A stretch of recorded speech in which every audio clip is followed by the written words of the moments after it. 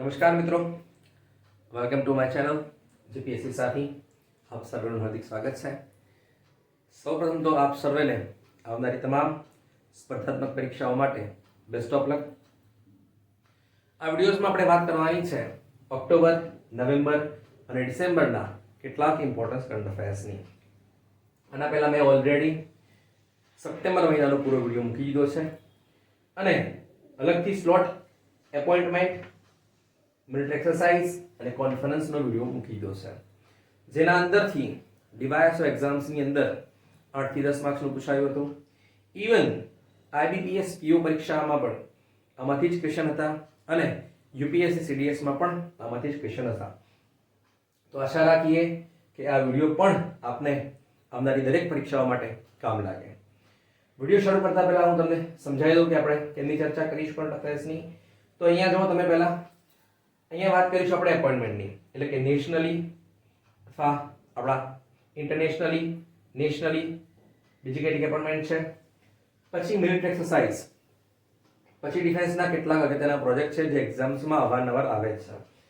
પછી વાત કરીશું કોન્ફરન્સ અને છેલ્લે વાત કરીશું દુનિયાની અંદર કેટલાક ડિસ્પ્યુટ ચાલે છે, કન્ફ્લિક્ટ ચાલે છે એની વાત કરીશું અને કેટલાક સાયક્લોન આવ્યા છે અને વોલ્કેનો આવ્યા છે એની વાત કરીશું.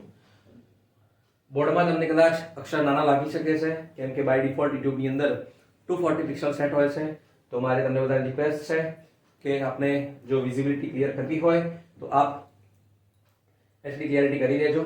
ઓકે, તો ચલો વધારે સમય ના બગાડતા આપણે શરૂઆત કરીએ વિડીયોની. અને હા, શક્ય હોય તો લગભગ જે એક્ઝામ છે જીપીએસસીની અથવા તો ટીડીઓની છે, ફોરેસ્ટની છે, નજીક એક્ઝામ હોય તો તમને ટાઈમ ના હોય તો ખાલી વિડીયો તમારે કોન્સન્ટ્રેશન સાથે જોવાનો છે, એકવાર શાંતિ સાંભળવાનો છે, તમારું ક્વિક રિવિઝન થઈ જશે. અને બીજી વસ્તુ કે હવે ફોરેસ્ટની એક્ઝામ આવે છે એના માટે તમે નોટ્સ અવશ્ય બનાવી લેજો. અને હા, વિડીયોને આપ આપના મિત્રો સાથે અને આપના રિલેટિવ સાથે ચોક્કસથી શેર કરજો જે સ્પર્ધાત્મક પરીક્ષાની તૈયારી કરી રહ્યા છે, એમને ખાસ કામ લાગશે. ઓકે, તો લેટ સ્ટાર્ટ. હવે વાત કરીએ એપોઇન્ટમેન્ટની. એપોઇન્ટમેન્ટમાં પહેલી છે અમેરિકા, એટલે કે યુએસએ. તો સમજીએ કેટલાક ક્વેશ્ચનની અંદર હું તમને થોડું ડિટેલિંગ સાથે સમજાવીશ અને કેટલાક ક્વેશ્ચન આપણે ફાસ્ટ ફોરવર્ડ કરીશું. ઓકે, જ્યાં જરૂર લાગે ત્યાં ડિટેલિંગથી ચર્ચા કરીશું અને જ્યાં ના લાગે ત્યાં આપણે ફાસ્ટ ફોરવર્ડ ચર્ચા કરીશું. એટલે કે વિડીયો તમારે સ્કીપ નથી કરવાનો, ક્લિયર સાંભળવાનો છે. ઓકે, એન્ડ સુધી એક પણ પાર્ટ મિસ કરવાનો નથી તમારે. ઓકે, ચલો. અમેરિકાની અંદર બે પાર્ટી છે, એક છે રિપબ્લિકન અને બીજી છે ડેમોક્રેટિક. તો સત્તામાં છે ડેમોક્રેટ છે, એટલે કે જો બાઇડનની સરકાર છે. તો થાય છે એવું કે થોડા સમય પહેલા જો બાઇડનને ફંડની જરૂર હતી, બરાબર છે, નહીં તો શટડાઉન લાગી ગયું અમેરિકાની અંદર. તમને યાદ હશે કે કોવિડ સમય દરમિયાન મોદીજીએ 20 લાખ કરોડનું પેકેજ જાહેર કર્યું હતું. તો એવી રીતે જો બાઇડનને પેકેજની જરૂર હોય છે. તો ત્યારે પેકેજ મંજૂર કોણ કરે છે? રિપબ્લિકન પાર્ટીના જે સ્પીકર હોય છે ત્યાં, એમનું નામ છે કેવિન મેકાર્થી. ઓકે, તો કેવિન મેકાર્થી છે રિપબ્લિકન પાર્ટીના અને સત્તામાં છે ડેમોક્રેટ્સ, એટલે કે જો બાઇડન. તો હવે બાઇડનને જરૂર છે, બરાબર, અને રિપબ્લિકનના સ્પીકર છે એ બિલ પાસ કરે છે ફંડિંગ માટેનો. ઓકે, તો એમને પદ પરથી હટાવવામાં આવે છે. યાની કે અમેરિકાના ઇતિહાસની અંદર 234 વર્ષના ઇતિહાસમાં પહેલી વાર એવી ઘટના બને છે કે અમેરિકાના સ્પીકરને હટાવવા માટે કોઈ પ્રસ્તાવ પારિત કરવામાં આવે છે, એટલે ઘટના મહત્વની બની જાય છે. અને અત્યારે નવા બને છે જે છે માઇક જોન્સન, એ પણ રિપબ્લિકન પાર્ટીના છે. ક્લિયર છે એટલે સુધી? ઓકે, હવે નેધરલેન્ડની વાત કરીએ. નેધરલેન્ડના અંદર બન્યા છે ગિર્ટ વાઇડર્સ. પછી પોલેન્ડના અંદર ડોનાલ્ડ ટસ્ક, સ્પેન આંદ્રેજ ડુડા, ઇજિપ્તના અંદર ફરીથી પ્રેસિડેન્ટ બને છે, જેનું નામ છે અબ્દેલ ફતેહ અલ સીસી. આર્જેન્ટિનાના પ્રેસિડેન્ટ બને છે ઝેવિયર મિલેઈ. આ તમારા માટે ખૂબ અગત્યના છે, ખૂબ એટલે ખૂબ જ અગત્યના છે. હું કેમ કહી રહ્યો છું આ? કેમ કે આર્જેન્ટિનાની હાલત અત્યારે એવી છે કે એનું જે કરન્સી છે એ અડધું થઈ ગયું છે. યાની કે એની કરન્સી છે પેસો છે, પીઈએસો, પૈસા નહીં પેસો છે. એટલે કે અત્યારે દેશની અર્થવ્યવસ્થા પડી ભાંગી છે અને એવા સમયે ઝેવિયર મિલેઈએ સત્તા સંભાળી છે. તમે જોવાનું છે કે શું થાય છે. એટલા માટે આર્જેન્ટિના જે પ્રેસિડેન્ટ છે ઝેવિયર મિલેઈ એ ખૂબ જ અગત્યના છે. ઓકે, ચલો વાત કરીએ ન્યુઝીલેન્ડની. એના પ્રધાનમંત્રી બને છે ક્રિસ્ટોફર લક્સન. આનું થોડું સમજીએ. ન્યુઝીલેન્ડની અંદર પહેલા હતા જેકિન્ડા આર્ડર્ન, એ સ્વેચ્છાએ રાજીનામું આપે છે કે ના મારે હવે પ્રધાનમંત્રી નથી રહેવું. ઓકે, એના પછી આવે છે ક્રિસ હિપકિન્સ. ઓકે, ક્રિસ હિપકિન્સ પણ હવે ના પાડે છે કે ના મારે પણ નથી રહેવું. તો ત્યાં જનરલ ઇલેક્શન થાય છે અને જીતે છે ક્રિસ્ટોફર લક્સન. વન્સ અગેન ક્રિસ્ટોફર લક્સન, બરાબર છે, એ ન્યુઝીલેન્ડના પ્રધાનમંત્રી બને છે. તો હવે પ્રશ્ન એ છે કે ક્રિસ્ટોફર લક્સન બન્યા પણ કેટલામાં બન્યા છે? ન્યુઝીલેન્ડના પ્રધાનમંત્રીમાંથી કેટલામાં નંબરના ક્વેશ્ચન આવે છે? જૂના પેપર તમે જોઈ શકો છો. તો કેટલામાં બને છે? આ બને છે 42. કેટલામાં બને છે? 42. યાની કે ન્યુઝીલેન્ડના 42 નંબરના પ્રધાનમંત્રી બને છે ક્રિસ્ટોફર લક્સન. ઓકે, હવે વાત કરીએ WHO world health organization south east Asian regional office, એના રિજિયોનલ ડિરેક્ટર બને છે સાયમા વાજેદ. સાયમા વાજેદ કોણ છે? બાંગ્લાદેશના પ્રધાનમંત્રી શેખ હસીનાના પુત્રી છે, જે બને છે. એના પહેલા કોણ હતા? ભારતના જ હતા, પૂનમ ક્ષેત્રપાલ. ઓકે, પછી BBC જે ન્યૂઝ બ્રોડકાસ્ટિંગ છે એના બનવાના છે સમીર શાહ, એ પણ મૂળ ભારતીય છે. ઓકે, આ વાત થઈ ઇન્ટરનેશનલી. હવે વાત કરીએ કેટલાક રાજ્યોની અંદર હમણાં ચૂંટણી યોજાઈ છે. ઓકે, એની વાત કરીએ. એના અંદર આપણે જોઈશું પહેલા સીએમ જોઈશું, પછી એના ગવર્નર. કેમ કે મુખ્યમંત્રીને શપથ કોણ અપાવશે? ગવર્નર. તો પણ ચર્ચામાં થઈ જાય છે. ઓકે, તો પહેલી વાત કરીએ રાજસ્થાન. રાજસ્થાનમાં બને છે ભજનલાલ શર્મા, જે બીજેપીના છે. મધ્યપ્રદેશ મોહન યાદવ, બીજેપી. છત્તીસગઢ વિષ્ણુદેવ સાઈ, બીજેપી. તેલંગાણા કોંગ્રેસ એ રેવંત રેડ્ડી. અને મિઝોરમના બને છે જેનું નામ છે લાલડુ હોમા. કોણ છે? લાલડુ હોમા. અને આ ખૂબ અગત્યના છે તમારા માટે, આ પૂછાવાની પૂરેપૂરી શક્યતા છે કારણ કે નામ રેર છે આમાં. હવે જોઈએ ગવર્નર શપથ તો લેશે. તો રાજસ્થાનમાં કોણ છે ગવર્નર? કલરાજ મિશ્રા. મધ્યપ્રદેશ મંગુભાઈ પટેલ. છત્તીસગઢ બિશ્વભૂષણ હરિચંદન. તેલંગાણા તમિલિસાઈ સુંદરરાજન. અને મિઝોરમ હરિબાબુ ખંભમપતિ. ક્લિયર છે આટલે સુધી? ઓકે, અને એક બીજી વસ્તુ તમે નોટ કરો, મેં અહીંયા પાર્ટી લખી છે. પાર્ટી તો હમણાં તમને બોલ્યો, 3માં બને છે બીજેપીની સરકાર અને 1માં બને છે કોંગ્રેસમાં. પણ અહીંયા જે પાર્ટી છે ને એ ગઠબંધન સાથે બની છે. એ કઈ પાર્ટી છે? જોરામ પીપલ્સ મુવમેન્ટ. કઈ છે? જોરામ પીપલ્સ મુવમેન્ટ. એના પહેલા કોણ હતા? જોરામ થાંગા, જેની પાર્ટીનું નામ હતું મિઝો નેશનલ ફ્રન્ટ. ક્લિયર છે આટલે સુધી? હવે છેલ્લા 3 મહિનાની અંદર 2 રાજ્યોની અંદર રાજ્યપાલ નિયુક્ત થયા છે. એમાં પહેલું છે ઓડિશા, જેના બન્યા છે રઘુબર દાસ, જે ઝારખંડના પૂર્વ મુખ્યમંત્રી છે. પછી છે ત્રિપુરા, એના બને છે ઇન્દ્રસેન રેડ્ડી. ઓકે, હવે વાત કરીએ CAPF central armed police force. એના અંતર્ગત 7 સંગઠન આવે છે. કયા કયા છે? એક છે Assam rifle, BSF, CISF, CRPF, ITBP, SSB અને છેલ્લે છે નેશનલ સિક્યુરિટી ગાર્ડ એટલે કે NSG. હવે CISF ના ઇતિહાસની અંદર પ્રથમવાર કોઈ મહિલા હોય એ DG બને છે, યાની ડિરેક્ટર જનરલ. એમનું નામ છે નીના સિંહ. યાની કે કોઈ મહિલા હોય એ કોઈ કમાન્ડ સંભાળે અને પ્રથમવાર હોય તો એક્ઝામ્સમાં ક્વેશ્ચન આવવાની ચાન્સ 100% છે. ઓકે, પછી એવું જ સંગઠન છે SSB, જેના છે રશ્મિ શુક્લા. CRPF ના નવા બને છે અનિશ દયાલ સિંહ. આ નામ તમે ક્યાંક નીચે સાંભળ્યું હશે. ક્યાં સાંભળ્યું છે? સંસદની અંદર હમણાં જે બનાવ બન્યો, એની જે સિક્યુરિટી બ્રીચ થઈ છે એની જાંચ કરવા માટે જે કમિટી બનાવી છે, બરાબર છે, એના અધ્યક્ષ છે અનિશ દયાલ સિંહ. ITBP રાહુલ રસગોત્રા. પછી છે CVC chief vigilance commissioner Praveen Kumar Shrivastava. અને ખૂબ જ મહત્વના છે CIC યાની કે ચીફ ઇન્ફોર્મેશન કમિશનર, જે છે હીરાલાલ સામરિયા. ખૂબ જ અગત્યના છે. હવે 16મું નાણાં પંચ, એના ચેરમેન બને છે અરવિંદ કનગડિયા. આના પહેલા 15મું જે નાણાં પંચ હતું એના અધ્યક્ષ કોણ હતા? એના અધ્યક્ષ હતા NK સિંહ. હવે જે અરવિંદ કનગડિયા છે એ નીતિ આયોગના વાઇસ ચેરમેન છે પૂર્વ. તો નીતિ આયોગના ચેરમેન કોણ છે? નીતિ આયોગના ચેરમેન છે એ પદેન અધ્યક્ષ એના પ્રધાનમંત્રી હોય છે. ઓકે, એટલે કે મોદીજી છે. પછી આવે વાઇસ ચેરમેન. અત્યારે હાલ કોણ છે? સુમન બેરી છે. અને CEO નું પદ પણ હોય છે નીતિ આયોગની અંદર, એ છે BVR સુબ્રમણ્યમ. ઓકે, તો આ વાત થઈ આપણે અપોઇન્ટમેન્ટની. ઓકે, હવે વાત કરીએ મિલિટરી એક્સરસાઇઝની. વન્સ અગેન કહું છું, તમને રિમાઇન્ડ કરાવું છું કે એપોઇન્ટમેન્ટ અને કોન્ફરન્સ અને ડિફેન્સ ત્રણે વિડિયો જોઈ લેજો. તમારે એક પણ ક્વેશ્ચન મિસ થશે નહીં, એની ગેરંટી છે. ઓકે, મિનિટ એક્સરસાઇઝમાં જોઈએ હવે 11મો સંપ્રીતિ. આમાં ક્વેશ્ચન જો લેટેસ્ટ હશે તો કદાચ એડિશન પૂછાઈ જાય, અન્યથા કયા દેશ સાથે કરીએ છીએ એ પૂછાશે અથવા તેનું લોકેશન પૂછાશે. 3 મહિનાની અંદર આટલા જ થયા છે. ઓકે, ધ્યાન રાખીએ. ચલો, 11મો સંપ્રીતિ ક્યાં યોજાય છે? ઉમરોઈની અંદર, ભારત અને બાંગ્લાદેશ વચ્ચે. આવો યુદ્ધ અભ્યાસ છે જે ચોથો બોંગા સાગર છે, જે યોજાય છે ભારત અને બાંગ્લાદેશ વચ્ચે. વન્સ અગેન, બે ઓફ બંગાળમાં. 17મો સૂર્ય કિરણ ભારત અને નેપાળ વચ્ચે, પિથોરાગઢમાં. 9મો મિત્ર શક્તિ ભારત શ્રીલંકા, પુણેમાં. હરીમો શક્તિ ભારત મલેશિયા, ઉમરોઈમાં. ચોથું વિનબેક્સ ભારત વિયેતનામ, હનોઈમાં. ધ્યાન રાખજો, પૂછવાની શક્યતા છે આ. સેકન્ડ અસ્ત્રહીન ભારત અને ઓસ્ટ્રેલિયા, પર્થમાં. 14મો વજ્રપ્રહાર ઉમરોઈ, મિલન.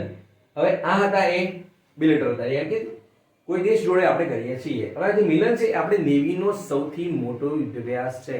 એમાં અલગ અલગ દેશો આવશે, એટલે કે બહુરાષ્ટ્રીય છે, જે ફેબ્રુઆરીમાં યોજાશે, જે એડિશન છે 12મા નંબરનો.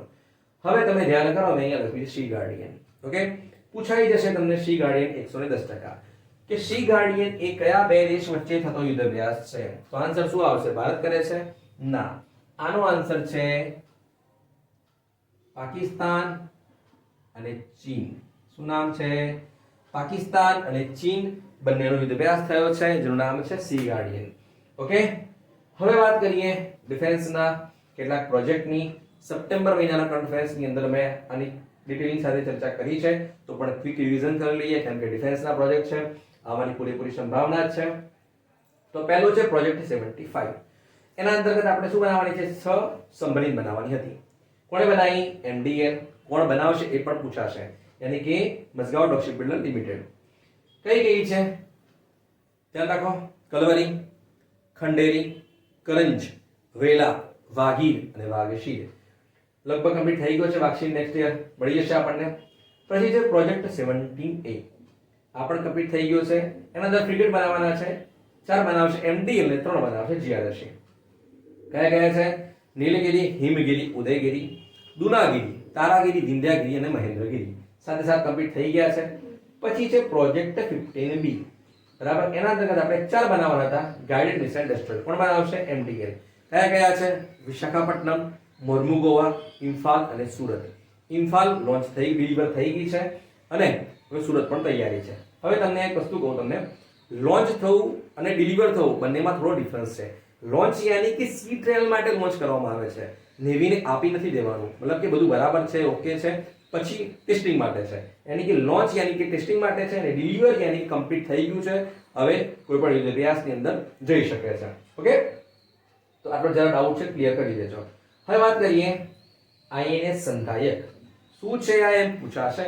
તો છે લાર્જ સર્વે વેસલ છે, સર્વેક્ષણ માટે કામ લાગશે. પહેલું જ છે, 4 બનાવવાના છે, ડિલિવર કરી દીધું છે, GRSC બનાવ્યું છે. ગાર્ડન ડિસ્ટ્રીબ્યુટર્સ એન્ડ એન્જિનિયર્સ, જે કોલકાતા બેઝ છે. પછી આવે છે અમીન. ઓકે, લક્ષદ્વીપનો એક આઇલેન્ડ છે, એના નામ પરથી એનું નામ રાખેલું છે. 4th એન્ટી શેલો વોરફેર. ઓકે, એક પણ બનાવે છે GRSC. 8 બનાવવાના છે, પેલું આપી દીધું છે. હવે ખૂબ જ અગત્યના પ્રોજેક્ટની વાત કરીએ, જે છે પ્રોજેક્ટ કુશા. એટલે કે કુશ પ્રોજેક્ટ છે, DRDO બનાવે છે, એટલે 2028-29 સુધીમાં તૈયાર થઈ જશે. શું છે સમજીએ. તમે જોતા હશો સમાચારોની અંદર કે જે રીતે હમાસે ઇઝરાયલ ઉપર આક્રમણ કર્યું, 5000 એક સાથે મિસાઇલો છોડી હતી, પણ ઇઝરાયલની અંદર એક સિસ્ટમ છે જેને કહેવાય છે આયરન ડોમ. કઈ સિસ્ટમ છે? Iron dome. એટલે કે કોઈ દેશ જ્યારે મિસાઇલ છોડશે તો એને હવામાં જ ધ્વસ્ત કરી દેવાની કેપેબિલિટીઝ છે ઇઝરાયલ જોડે. એની કે અમેરિકા અને ઇઝરાયલે ડેવલપ કરેલી છે, અત્યારે હાલ ઇઝરાયલ જોડે છે, એના કારણે તો બચી ગયું છે. તો હવે વિચાર આવ્યો કે આપણે પણ ભારતમાં આવી કંઈક વસ્તુ બનાવવી જોઈએ, તો DRDO તૈયાર કરી રહ્યું છે. બરાબર છે. ઇઝરાયલ કરતા પણ સારી હશે, કારણ કે ઇઝરાયલની છે કે શોર્ટ રેન્જ માટે છે, અને આપણી છે long range air defence system છે, જે 2028-29 સુધીમાં તૈયાર થઈ જશે. અને એ પ્રોજેક્ટનું નામ છે કુશા. તૈયાર કરે છે DRDO. ધ્યાન રાખજો. હવે વાત કરીએ પ્રોજેક્ટ ભીષ્મ.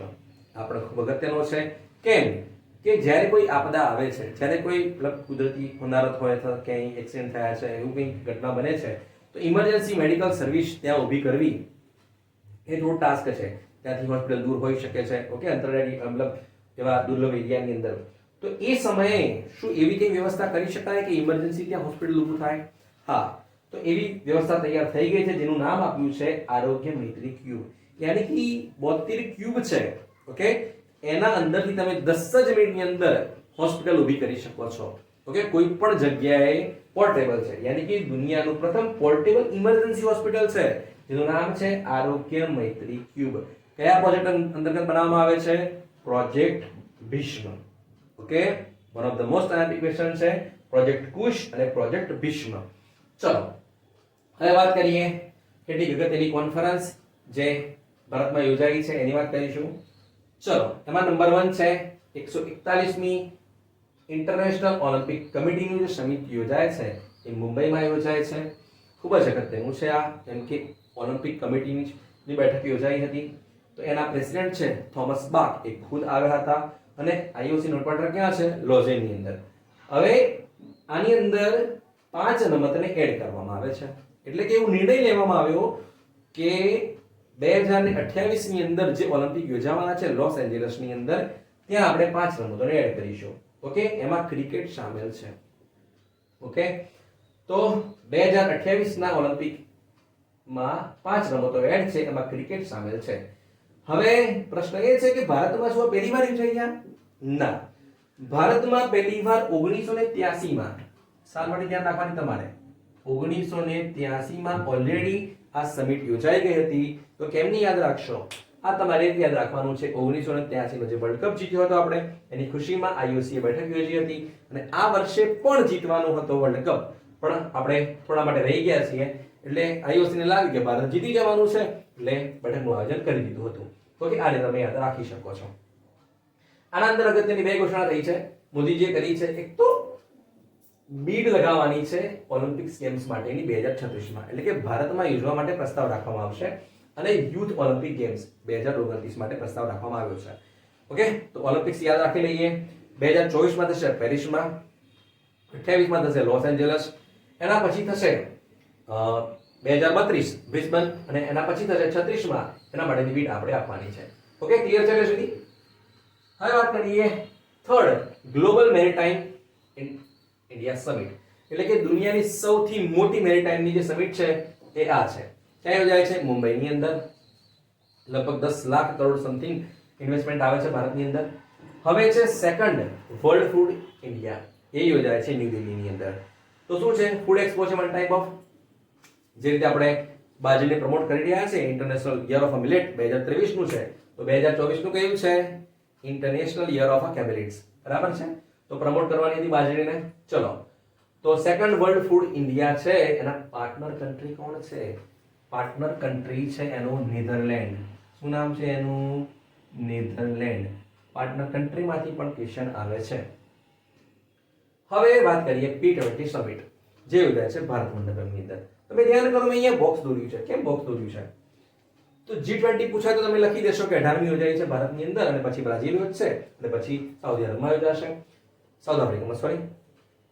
પણ આ જે P20 છે, બરાબર છે, એ કેટલામી હતી? P20 યાની કે પાર્લામેન્ટરી 20, યાની કે જે G20 ના જે દેશો છે એમના સ્પીકર માટેનું જે સંમેલન છે એને કહેવાય છે P20. ઓકે, તો એ કેટલામી હતી? એ હતી 9મી. કેટલામી હતી? 9મી. ધ્યાન રાખજો, થોડું ટ્વિસ્ટ છે એટલા માટે મેં ક્વેશ્ચન એડ કર્યો છે. હવે પ્રશ્ન છે ઇન્ટર પાર્લામેન્ટરી યુનિયન, એનું હેડક્વાર્ટર ક્યાં છે? એનું હેડક્વાર્ટર છે જીનેવાની અંદર. એના પ્રેસિડેન્ટ પણ અહીંયા આવ્યા હતા. તેમનું નામ શું છે? દુઅર્તે પચેકો. હવે global partnership on artificial intelligence જે યોજાય છે ભારત મંડપની અંદર. ઓકે, ખૂબ જ અગત્યની સમિટ છે આ. શોર્ટમાં કહીશું આપણે GPAI, એટલે કે global partnership on artificial intelligence. એના સભ્ય દેશો કેટલા છે? એની અંદર 29 સભ્યો છે. કેટલા છે એની અંદર? 29 સભ્ય દેશો છે. તો ભારત અધ્યક્ષ કયા વર્ષ માટે બન્યું છે?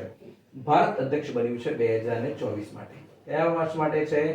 2024 માટે. તો 23 માટે કોણ હતું? જાપાન. જાપાન જોડે અધ્યક્ષતા લીધી છે અને આપણે અધ્યક્ષ બની ગયા છીએ. ઓકે, GPAI ના. હવે વાત કરીએ આર્ટિફિશિયલ ઇન્ટેલિજન્સની વાત કરીએ છીએ તો એના કારણે કેટલાક ફાયદા પણ છે, નુકસાન પણ છે, જે તમે અત્યારે જોઈ રહ્યા છો. ડીપફેકના કારણે જે ઘટનાઓ બની રહી છે, તો આર્ટિફિશિયલના કારણે કેટલીક સેફટી પણ રાખવી જરૂરી છે. તો એના માટે કેટલાક દેશોના લીડર્સ મળ્યા હતા. કઈ જગ્યાએ મળે છે? યાની કે દુનિયાની પ્રથમ એઆઈ સેફટી સમિટ યોજાય છે કઈ જગ્યાએ? બ્લેક્સલી પાર્ક. કઈ જગ્યાએ છે આ છે યુકે માં. કઈ જગ્યાએ છે? યુકે માં. Okay, one of the most important question છે કે તાજેતરની અંદર દુનિયાની પ્રથમ એઆઈ સમિટ ક્યાં યોજાય છે? યુકે ની અંદર. ઓકે, હવેનો જે પોર્શન છે ખૂબ જ અગત્યનો છે, એ છે ફર્સ્ટ ગ્લોબલ ફિશરીઝ સમિટ. ક્યાં યોજાય છે? અહેમદાબાદની અંદર યોજાય છે. ક્યાં યોજાય છે? અહેમદાબાદની અંદર, સાયન્સ સિટીમાં. તો ક્યારે યોજાઈ? વર્લ્ડ ફિશરીઝ ડે હતો 21 નવેમ્બરે, ત્યારે યોજાઈ ગઈ છે. હવે આની અંદર એક એનાઉન્સમેન્ટ કરવામાં આવી છે, યાની કે ગુજરાતની સ્ટેટ ફિશ જાહેર કરી છે. ઓકે, ઓપ્શનમાં ગોલ નહીં હોય, GHOL નહીં હોય. ઓકે, કેમ કે બધાને ખબર છે, તો આપણે થોડું એડવાન્સ થવું પડશે કેમ કે જીપીએસસી ની એક્ઝામ્સ હશે. તો અહીંયા મેં નામ લખ્યું છે, ધ્યાન કરો. અહીંયા પ્રોટોનિડિયા ડાયકેન્થસ. શું નામ છે? પ્રોટોનિડિયા ડાયકેન્થસ. આ ઓપ્શનમાં તમને મળી શકે છે. તો કેમ મેં અહીંયા લખ્યું છે? કેમ કે આ ગોલ્ડ ફિશ છે, એનું સાયન્ટિફિક નામ છે, એટલે કે વૈજ્ઞાનિક નામ છે. ઓકે, બીજા અન્ય નામ પણ છે જેને કહેવાય છે સી ગોલ્ડ પણ કહેવાય છે, બ્લેક સ્પોટેડ ક્રોકર પણ કહેવાય છે, અને ગોલ્ડ તો છે. ઓકે, તો ચાર નામ તમે યાદ રાખવાના છે તમારે. ચલો હવે વાત કરીએ ફિફ્થ ગ્લોબલ આયુર્વેદ ફેસ્ટિવલ, જે દરેક વખતે યોજાય છે કેરળમાં જ, તિરુવનંતપુરમની અંદર. 9th India international science festival next year મતલબ કે 16 જાન્યુઆરી યોજાશે ફરીદાબાદ હરિયાણાની અંદર. ઇન્ટરનેશનલ ગીતા મહોત્સવ એ યોજાય છે કુરુક્ષેત્ર હરિયાણામાં. હવે આનું પાર્ટનર સ્ટેટ કોણ છે? આનું પાર્ટનર સ્ટેટ છે આસામ. શું નામ છે? આસામ, યાની કે સાથીદાર રાજ્ય. હવે વાત કરીએ COP28. આઈ થિંક મારા કરતા વધારે તમને ખબર હશે. ઓકે, COP વિશે પણ થોડો ક્વેશ્ચન લીધો છે મેં. COP28 યાની કે United nation framework convention on climate change, જે યોજાય છે દુબઈની અંદર. તો આમાં 3 પ્રસ્તાવ રાખવામાં આવ્યા છે ભારત તરફથી કે અમે 2028 ની અંદર COP33 છે એ યોજવા માટે તૈયાર છીએ. પ્રસ્તાવ રાખ્યો છે મોદીજીએ. હવે જોઈએ શું થાય છે. તો પ્રશ્ન એ છે કે ભાઈ COP29 એ ક્યાં યોજાશે? એ યોજાય છે અઝરબૈજાનમાં. એ ક્યાં યોજાય છે? અઝરબૈજાનમાં યોજાશે. ને COP30 યોજાશે બ્રાઝિલના અંદર. ક્યાં યોજાશે? બ્રાઝિલના અંદર. યાની કે નેક્સ્ટ COP છે અઝરબૈજાન બાકુમાં, અને COP30 છે એ બ્રાઝિલમાં યોજાશે. અને ભારતે દાવેદારી કરી છે COP33 યાની કે 2028 ના માટે. હવે 10મી વાઇબ્રન્ટ ગુજરાત સમિટ 10 થી 12 જાન્યુઆરી યોજાશે ગાંધીનગરની અંદર. ઓકે, તો તેની થીમ શું છે? Gateway to the future. તો આ હતો આપણો કોન્ફરન્સનો પોર્શન. હવે વાત કરીએ કેટલાક જે ડિસ્પ્યુટ ચાલી રહ્યા છે ઇન્ટરનેશનલ, એની વાત કરીશું. તો જોઈ લઈએ શું છે. તો પહેલું મેં લખ્યું છે, ધ્યાન કરો, ઉપર છે નાગાર્નો કારાબાગ. શું લખ્યું છે મેં? નાગાર્નો કારાબાગ કોન્ફ્લિક્ટ છે. તમને પરીક્ષામાં પૂછાશે કારણ કે ડિસ્પ્યુટ ઘણા બધા ચર્ચામાં છે હમણાંથી. તો કયો ડિસ્પ્યુટ કયા બે દેશ વચ્ચે ચાલે છે એ પ્રશ્ન આવવાની સંભાવના છે. તો પહેલો છે નાગાર્નો કારાબાગ કોન્ફ્લિક્ટ છે, જે અઝરબૈજાન અને આર્મેનિયા વચ્ચે થયો હતો. તો નાગાર્નો કારાબાગ વચ્ચે એટલે શું છે? હમણાં થોડા સમય પહેલા અઝરબૈજાને હુમલો કરી દીધો અચાનક. તો 20 લાખ કરતા પણ વધારે આર્મેનિયન લોકો નાગાર્નો કારાબાગ છોડીને ભાગી રહ્યા છે, મતલબ કે પોતાના દેશમાં ગયા છે, એટલા માટે ચર્ચામાં હતો. પછી છે Essequibo dispute, one of the most important છે જીપીએસસી માટે ખાસ. ઓકે, કેમ કે તમે જાણો છો કે દુનિયાના સૌથી વધારે ઓઇલ જે રિઝર્વ છે એ છે વેનેઝુએલા જોડે. ઓકે, હવે જે આ જે રિજિયન છે એસેકીબો રિજિયન, ઓકે, એ છે ગુયેના કરતા, મતલબ કે ગુયેનાનો જે 2/3 હિસ્સો છે એ આવ્યો છે અહીંયા એસેકીબોમાં. પણ એવું મનાય છે કે જો ગુયેનાને આ રિઝર્વ મળી ગયા તો વેનેઝુએલાની ઓવરટેક કરીને દુનિયાનો સૌથી મોટો ઓઇલ રિઝર્વ દેશ બની શકે છે. તો કોઈ દેશને કેમનું મંજૂર હોય? બરાબર છે, આમ તો ઓફિશિયલી ગુયેનાનો જ છે, પણ હમણાં જ વેનેઝુએલાએ ત્યાં એક્સપ્લોરેશન શરૂ કરી દીધું છે. ઇવન ત્યાં વેનેઝુએલાની અંદર શું કરવામાં આવે છે? મતદાન પણ કરવામાં આવ્યું છે, જનમત લેવામાં આવ્યો છે કે શું આપણે આ રિજનને લઈ લઈએ કે ના લઈ લઈએ. તો એ મુદ્દો છે અત્યારે આઈસીસી માં ગયેલો છે, યાની કે ઇન્ટરનેશનલ ક્રિમિનલ કોર્ટ અથવા ઇન્ટરનેશનલ કોર્ટ ઓફ જસ્ટિસ. બંને હેડક્વાર્ટર ક્યાં છે? ધ હેગ, નેધરલેન્ડમાં છે. ઓકે, હવે વાત કરીએ ઇઝરાયલ વર્સિસ પેલેસ્ટાઇન, યાની કે હમાસ વચ્ચે જે ચાલી રહ્યું છે. આમાંથી મેં કેટલાક સિલેક્ટેડ ક્વેશ્ચન લખ્યા છે. ઓકે, તો શું લખ્યું છે મેં જો અહીંયા, ઇઝરાયલ વર્સિસ પેલેસ્ટાઇન જ્યારે થયું યાની કે 7 ઓક્ટોબર, એ છે 7 ઓક્ટોબરે, યાની કે હમાસ હુમલો કરે છે ઇઝરાયલ ઉપર, તો ત્યાં એક તહેવાર છે જે ચર્ચામાં છે. ઓકે, તો યોમ કિપ્પર કરીને તહેવાર ઉજવાતો હતો અને એ સમયે જ હમાસ હુમલો કરે છે. ઓકે, આઈ થિંક 1970 અથવા 80 મતલબ 80 ના દાયકાની અંદર સેમ હુમલો આ રીતે આ તહેવાર ઉપર જ થાય છે, એટલે તહેવાર પૂછવાની પૂરી શક્યતા છે. હવે વાત કરીએ રાફા બોર્ડર. હવે ગાઝાની અંદર બીજા દેશના નાગરિકો ફસાઈ ગયા છે, મતલબ કે લડવાવાળા તો લડે છે પણ નિર્દોષ લોકોની પણ સામે શું થાય છે, મૃત્યુ થતી હોય છે, અથવા એ લોકો પણ ફસાઈ ગયા છે, તો એ લોકોને બહાર તો કાઢવા પડશે. ઓકે, તો રાફા બોર્ડર છે એ ખૂબ જ ચર્ચામાં છે દરેક. તો એ કયા બે દેશો વચ્ચે છે? એ છે ગાઝા અને ઇજિપ્ત વચ્ચે છે. કયા બે દેશો વચ્ચે છે? ગાઝા અને ઇજિપ્ત વચ્ચે છે.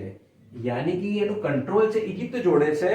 તો ગાઝામાંથી જો તમારે બહાર આવવું હોય તો તમારે રાફા બોર્ડર ક્રોસિંગ કરીને તમે ઇજિપ્તમાં જઈ શકો છો અને ત્યાંથી બધાને સુરક્ષિત બહાર કાઢીશું આપણે.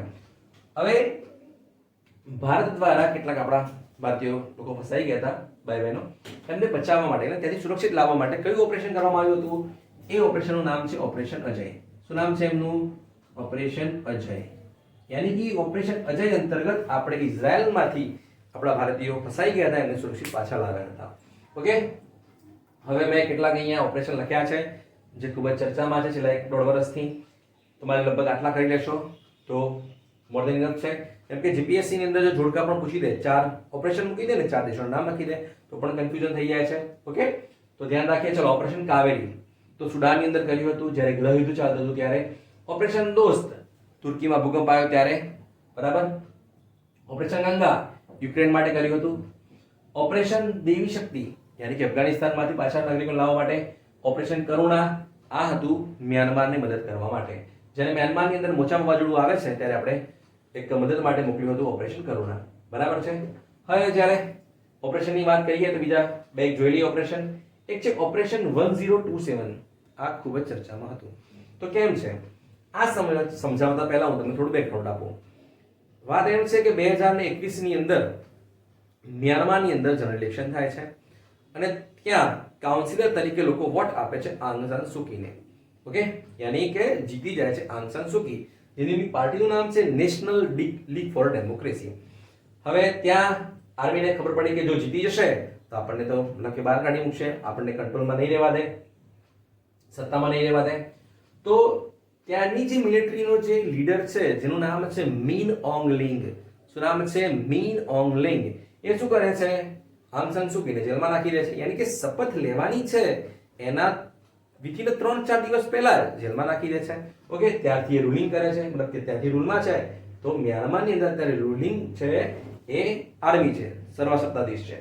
હવે ત્યાં લોકો કંટાળી ગયા છે, લોકો પણ કંટાળી ગયા છે અને કેટલાક એવા સંગઠનો છે પણ કંટાળી ગયા છે. તો ત્યાંના 3 મેજર સંગઠનો છે એમને એક અલાયન્સ બનાવ્યું છે જેનું નામ છે બ્રધરહુડ અલાયન્સ. એ ને ઓપરેશન લોન્ચ કર્યું 1027. શું છે આ? યાની કે 27 ઓક્ટોબરે ઓપરેશન કરવામાં આવ્યું હતું, એટલા માટે કહેવાય છે 1027, યાની કે 27/10. ઓકે, ક્લિયર છે આટલે સુધી? યાની કે ક્યાં થાય છે? મ્યાનમારની અંદર. ક્યાં થાય છે? મ્યાનમારની અંદર. ઓકે, હવે ઓપરેશન સ્ટોર્મ મેકર્સ દ્વિતીય એ કયા દેશે કર્યું છે? અથવા આપણું છે કે શું?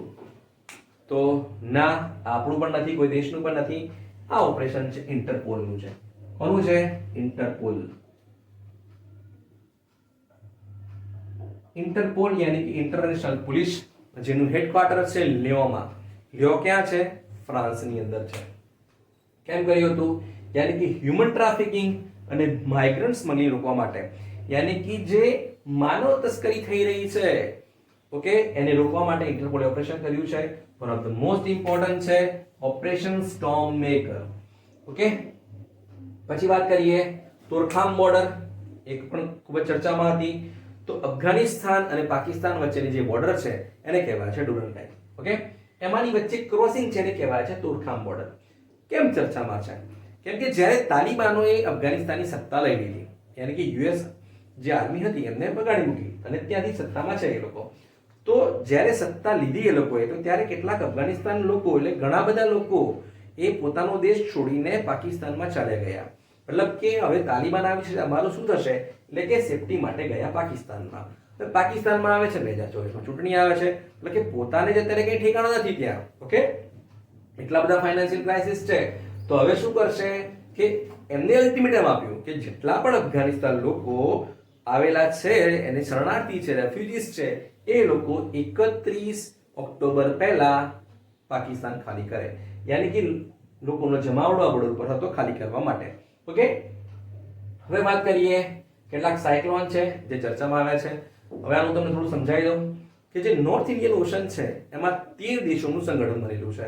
મતલબ કે 13 દેશો જોડેથી લિસ્ટ મંગાવી લેવામાં આવે છે WMO દ્વારા અને એ પ્રમાણે નામ સૂચવવામાં આવે છે. ઓકે, તો હવે જોઈએ બિપરજોય ગુજરાતમાં આવ્યું અરબ સાગરની અંદર, જેનું નામ આપે છે બાંગ્લાદેશ.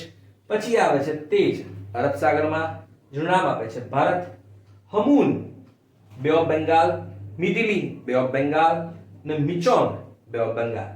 જે હમૂન છે એ નામ આપે છે ઈરાન, મિદિલી આપે છે માલદીવ અને મિચોંગ આપે છે મ્યાનમાર. હવે જે કોઈ પણ વાવાઝોડું છે એ અરબ સાગરમાં આવશે યા તો બે ઓફ બંગાળમાં આવશે. એનું જે નેક્સ્ટ નામ છે એ છે રેમલ. તો રેમલ કયા દેશ દ્વારા સૂચવવામાં આવ્યું છે? એ સૂચ્યું છે ઓમાને. કોને સૂચ્યું છે? ઓમાન. આ એ જ ઓમાન છે જેના પ્રેસિડેન્ટ હમણાં આવ્યા હતા, હેથમ બિન તારિક. બરાબર છે. અને ડુકમ બંદર માટેની થોડી વાત થઈ છે. અને આસના, રેમલ પછી જે આવશે આસના, એનું નામ છે આપેલું છે પાકિસ્તાન દ્વારા. ઓકે, તો આ વાત થઈ સાયક્લોનની. કેમ લખ્યા છે? જોડકામાં પૂછાઈ શકે છે કે ચાર બાજુમાં તમને વાવાઝોડું આપી દે અને ચાર બાજુમાં કયા દેશ દ્વારા નામ આપવામાં આવ્યું છે, તો આપણે ડાઉટ ના રહેવો જોઈએ. ઓકે, હવે વાત કરીએ કેટલાક વોલ્કેનોસ છે એની વાત કરીએ. ઓકે, વોલ્કેનો પર પણ ક્વેશ્ચન આવે છે. મતલબ સ્ટેટિક જીકે છે, વન ટાઈપ ઓફ એટલા માટે. તો પહેલો છે માઉન્ટ એટના. એ ફાટ્યો છે ઇટલીમાં. ઇટલીમાં બીજા કયા કયા છે? માઉન્ટ એટના, વિસુવિયસ અને સ્ટ્રોમ્બોલાઈ. પછી છે માઉન્ટ મેરાપી. એ આવે છે ઇન્ડોનેશિયામાં. લેટેસ્ટ જ મેં લખ્યા છે. ઓકે, આમ તો ઇન્ડોનેશિયાની અંદર 100 કરતા પણ વધારે જ્વાળામુખી છે, તો કંઈ બધા ના યાદ રાખવાના હોય. ઓકે, પછી છે માઉન્ટ મેયો. એ આવે છે ફિલિપાઇન્સની અંદર.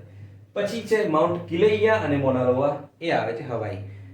ધ્યાન રાખો અહીંયા હવાઈ છે. ઓકે, હનોઈ નથી. કન્ફ્યુઝન થઈ શકે છે આપણને. યાની કે માઉન્ટ કિલૈયા અને મોનાલોવા એ આવે છે હવાઈની અંદર. હવે ખૂબ જ ઇમ્પોર્ટન્ટ છે મારી દૃષ્ટિએ કે માઉન્ટ ઉલાવન પરીક્ષામાં આવી શકે છે. કેમ કે આ છે પપુઆ ન્યૂ ગિનીમાં છે. કઈ જગ્યાએ છે? પપુઆ ન્યૂ ગિનીમાં આવેલું છે. ઓકે, તો આ વાત થઈ આપણે એપોઇન્ટમેન્ટ, મિલિટરી એક્સરસાઇઝ અને કોન્ફરન્સ. આઈ થિંક લગભગ કંઈ બાકી નથી રાખ્યું મેં. ઓકે, તો પણ જો તમને કંઈ ધ્યાને આવે તો મને જાણ કરજો. બરાબર, અને આપણા મિત્રો સાથે શેર અવશ્ય કરી દેજો. ઓકે, હા, અને જે હવે નેક્સ્ટ વિડિયો આવશે એ આવશે એવોર્ડ્સ, સ્પોર્ટ્સ અને રેન્ક અને મિનિસ્ટ્રી ઉપર. કરંટ અફેર્સ ની અંદર મેં આ નોટ બનાવ્યા છે કેમ કે તમારે કન્ફ્યુઝન ના થાય અને એક સાથે તમે બધું લખી શકો છો. ઓકે, તો once again thanks for watching GPSC સાથી. આપને જો વિડિયો પસંદ આવ્યો હોય તો આપ લાઈક કરજો, શેર કરજો અને ચેનલને જો સબસ્ક્રાઇબ ના કરી હોય તો ચેનલને તમે ખાસ સબસ્ક્રાઇબ કરી લેજો. ઓકે, તો મળીએ છીએ નવા વિડિયોની અંદર. થેન્ક્સ ફોર વોચિંગ જીપીએસસી સાથી.